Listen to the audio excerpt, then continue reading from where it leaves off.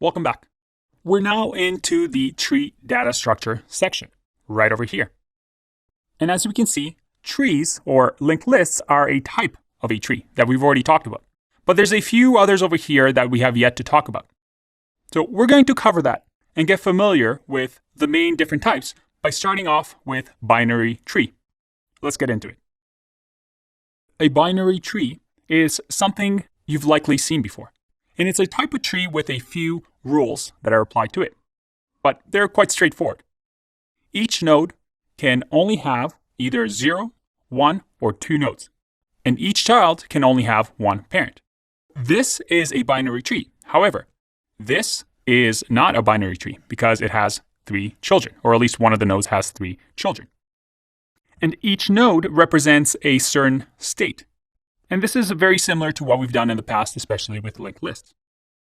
If we take a look at an example here, in order for me to create a binary tree, well, I can just create a function, say binary tree. And this binary tree perhaps will get a value. And the binary tree, or in our case, let's just do a binary tree node, will simply have a this.value associated with it, which is the value that we give it inside of the function. And then we have 2 other properties, which is a pointer to the left side of the tree, which for now will be null, and a pointer to the right side of the tree, that is this.right equals null. And that's it. We can represent a binary tree node as simply having a value and then a left and a right property. Very similar to what we did, or a very similar principle to what we did with linked lists.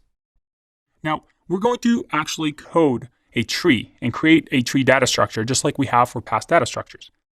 But I want to also point out a few terminology that we might come across and that are important.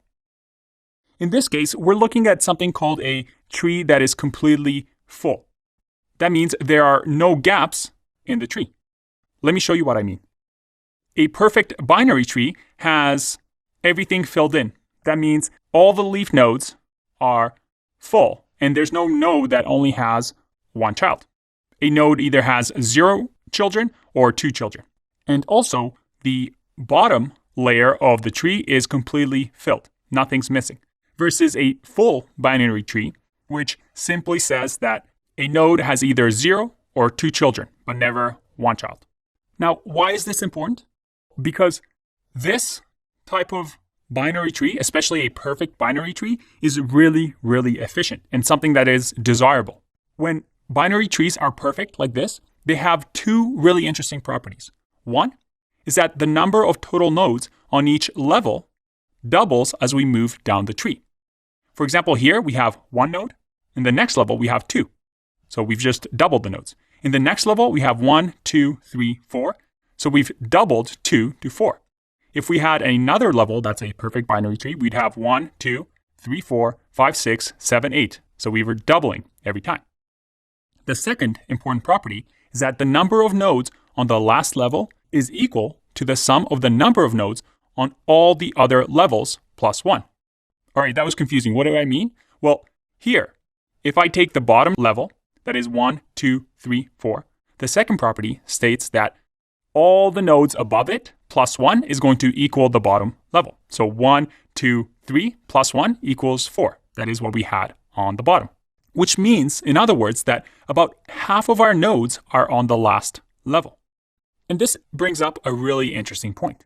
By organizing our data in this way, we have half of this data in the bottom level. If somehow we can avoid visiting every node, even if the node we're looking for is at the very bottom, perhaps there is some efficiencies that we can have.